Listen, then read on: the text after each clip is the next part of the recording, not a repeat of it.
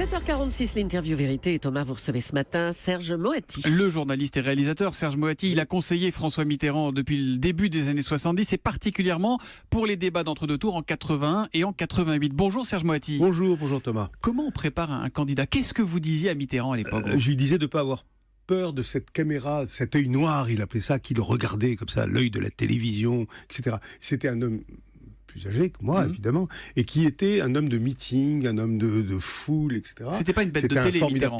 Formidable tribun. Et au début, il avait peur de la télévision. Il trouvait ça hostile. Faut vous replacer dans l'époque préhistorique où personne n'était né dans ce studio en dehors de moi, où la télévision était une citadelle de droite. Regardez comme ça a changé. C'est extraordinaire.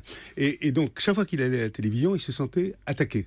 Donc il était un peu parano, il fallait le rassurer là-dessus. Il n'était pas parano, il était lucide. Il était lucide. Oui. Et c'est vrai que c'était compliqué pour lui d'aller à la télévision. Les gens le regardaient étrangement, les patrons des chaînes de l'époque, les présidents de l'ERTF, tout ça. Et le RTF, c'était une officine publique, comme vous savez. Il y avait un ministre de l'Information. Il ne devait pas être commode à coacher quand même, Mitterrand, non? Il était très agréable. Il fallait lui rendre la caméra aimable, si j'ose dire. Il fallait lui dire, mais non, attention, c'est pas un œil qui vous déteste, la caméra. Ça peut être un œil qu'il faut apprivoiser. Ça peut être un regard amical, pourquoi pas, un regard qui... Il faut en faire son ami parce qu'il faut parler aux gens qui sont derrière, en fait. Il faut transformer ce truc-là. Donc la question avec lui, c'était de travailler avec lui d'abord là-dessus. Le 28 avril 88, Mitterrand mouche Jacques Chirac avec cette petite phrase. Jacques Chirac qui réagit au fait que François Mitterrand l'appelle Monsieur le Premier ministre. Permettez-moi juste de vous dire que ce soir, je ne suis pas le Premier ministre et vous n'êtes pas le Président de la République. Nous sommes deux candidats à égalité et qui se soumettent au jugement des Français, le seul qui compte. Vous me permettrez donc de vous appeler Monsieur Mitterrand. Et vous avez tout à fait raison, Monsieur le Premier ministre. Alors ça, Serge Moati, vous étiez en coulisses. C'était préparé, c'était prémédité? Oui, c'était préparé. Ouais. Oui, c'était préparé dans la mesure où on était sûr, nous, autour de Mitterrand, que Chirac allait commencer comme ça. On était sûr, mais on aurait mis la main au feu, quoi, que ça allait commencer comme ça. Ça n'a pas loupé. Il a commencé comme ça, et on avait prévu, en répétant, que nous, on faisait les conseillers, quoi. On était tous bénévoles. Hein. Attention, c'était une autre époque aussi. Vous avez fait les faux Chirac face à Mitterrand? On a fait les faux Chirac, ouais. Et donc on disait, monsieur... Et lui, il devait dire, monsieur le Premier ministre, monsieur le Premier ministre, monsieur le Premier ministre. Donc j'étais fugitivement Premier ministre de Mitterrand, ce qui m'a réjoui. Ce qu'il faudra rajouter dans les livres d'histoire, d'ailleurs. Ça, c'est pas assez. Mais en tout cas, le talent de Mitterrand, c'est que pendant tout le débat, et c'est long un débat, hein, il s'est pas trompé une seule fois, il a toujours appelé Monsieur le Premier ministre. Ça veut dire que c'est du théâtre, un débat d'entre-deux tours. C'est d'abord du théâtre. C'est un rituel. C'est un rituel qu'il faut comprendre, c'est un rituel qu'il faut sentir, qu'il faut comprendre. Et il y a des erreurs à ne vraiment pas commettre. Lesquelles? Et ne pas, par exemple, entrer dans le truc de l'autre. L'autre, évidemment, vous tend un piège. C'est de l'escrime, vous savez, tac, tac, tac, épée bien ciselée, quoi, comme ça.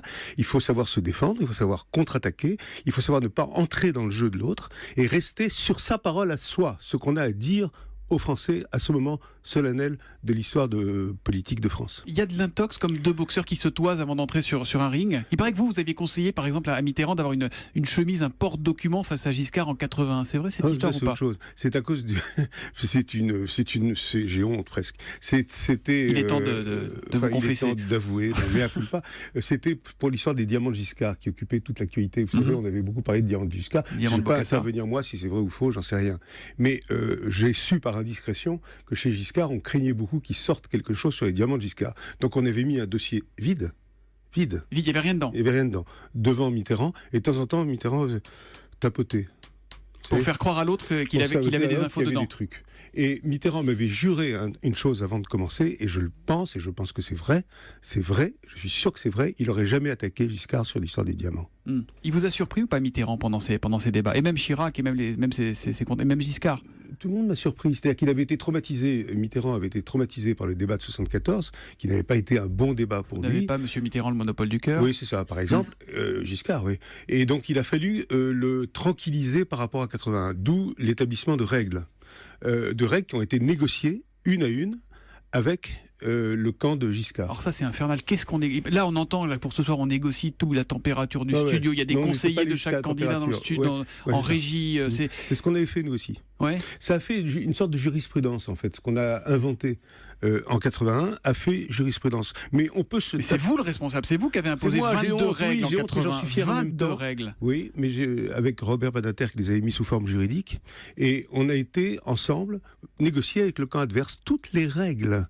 Il n'y avait pas de CSA à l'époque, il n'y avait pas de haute autorité, pas de machin, puisque c'est la gauche, nous, qui avons créé tout ça après, en 81, c'est-à-dire l'indépendance des télévisions par rapport au pouvoir public. On Oui, a vous voulez Papette dire quelque chose 78 qui vous écoute et qui réagit sur Twitter et qui vous pose une question importante. Avec ou sans plan de coupe Ce soir, les débats? j'en sais rien, moi. Non mais c'est quoi l'important? On a l'impression que Ah. c'est fondamental. Le plan de coupe, pour expliquer à nos auditeurs, c'est il y en a un qui parle et on filme, on S'il y montre avait comment une l'autre caméra ici, réagit. il y a une caméra dans ce Il y a des studio caméras, vous êtes filmé. Ouais. Alors, par exemple, dites-moi n'importe quoi. Bah, je vous dis n'importe quoi. Moi, je vous dis Serge Moati. moi, Voilà.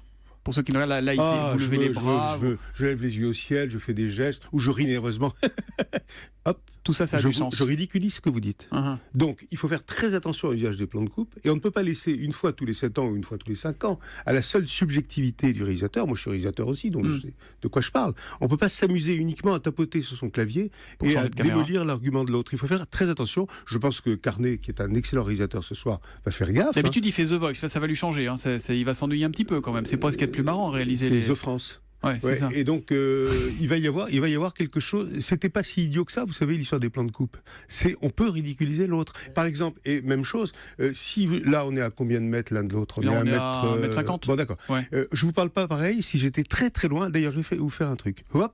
Est-ce que vous m'entendez pareil? Non, je vous entends pas pareil. Eh ben voilà, les parce que auditeurs je suis surtout loin. moins parce que vous êtes éloigné du Oui, micro. mais je fais exprès. Je fais exprès, évidemment. Mais c'est très important. La distance entre les deux candidats. C'est pour Vous ça qu'il y voyez, aura 2,50 on parle- m en l'occurrence ce Oui, soir entre on les deux parle candidats. pas pareil. La valeur des plans, si vous me filmez en gros plan ou si vous me filmez en plan large, c'est pas pareil. On dit pas la même chose. Il y a un langage. Cela dit, ouais. Ce que je vous ai expliqué, ça a l'air technique comme ça, mais c'est un langage. C'est comme quand on écrit un bouquin, il y a des longues phrases, des courtes phrases, des trucs comme ça, etc. Il y a un langage télévisuel qu'il faut comprendre. Mais là, on a quand même l'impression qu'on revient à l'ORTF quand même tous les 5 ans. Pourquoi C'est pas très 21e siècle tout ça, non? quel rapport Vous, le avec réalisateur, vous pensez pas qu'il faudrait laisser plus de liberté quand même? C'est Je normal pense que ça pas, soit non, je fliqué pense comme que- ça? Écoutez, on fait que ça, il y a que ça, il y a un flux absolu d'émissions, toutes plus sottes les unes que les autres, à longueur d'année, tout ça. Une fois tous les 5 ans ou 7 ans, c'est pas mal qu'il y ait quelques règles qui donnent de l'équité, l'égalité entre les candidats. C'est très important. Ça n'a pas été imposé, ça a été négocié. Et d'ailleurs, le camp de Giscard a tout accepté. Si vous deviez donner pour finir un conseil à chacun des candidats, Marine Le Pen pour commencer ce soir. Ah non, moi je n'entends pas là-dedans. Non? Non, je refuse, non. Pourquoi? Je refuse parce que, non, je ne veux pas entrer dans ce débat. Et Emmanuel Macron? L'écoute. Ah. L'écoute et la parole courte. Mais voilà, mais Vous n'entrez pas là-dedans sauf pour Emmanuel Macron quand même. Non, je croyais que vous étiez astreint un temps de réciproque, comme ça, entre les gens, donc je ne vais pas vous mettre vous-même en contravention avec vos propres règles. Il est réalisateur, il est politique, il est pas langue de bois, mais un tout petit peu de temps en temps. Sur quoi? C'est Serge Sur quoi? Moati. Dites-moi en quoi j'étais langue de bois. Vous n'avez pas répondu sur Marine Mais Le non, Pen. je le ne veux petit pas conseil. répondre, non. Ah, voilà, au moins c'est franc, c'est clair. Merci en tout cas d'être venu ce matin. Merci à vous. Vous regarderez le débat ce soir évidemment. Bah, évidemment. Évidemment. Ce qui compte le plus, c'est le débat ou c'est les commentaires après? Les deux, mon général. Les deux? Les deux. En tout cas, c'est très très important. Et on fait comme si on s'ennuyait a priori, comme ça. Moi, je me suis parfois endormi Ça se pendant regarde des tout débats. seul quand même. Hein? Ça se regarde tout seul un débat. Ouais. Mais je vais le filmer, moi, parce que je fais des films là-dessus. Je vais les filmer avec des jeunes gens un peu de chaque camp, dans des endroits de Paris. Bah, vous savez quoi, vous reviendrez nous en parler. Avec Ok. plaisir. Merci beaucoup Merci Serge beaucoup. Moati d'être venu ce matin en direct sur Europe 1, Merci à débat vous. que vous suivrez également en direct sur Europe 1 ce soir. Merci, bonne journée.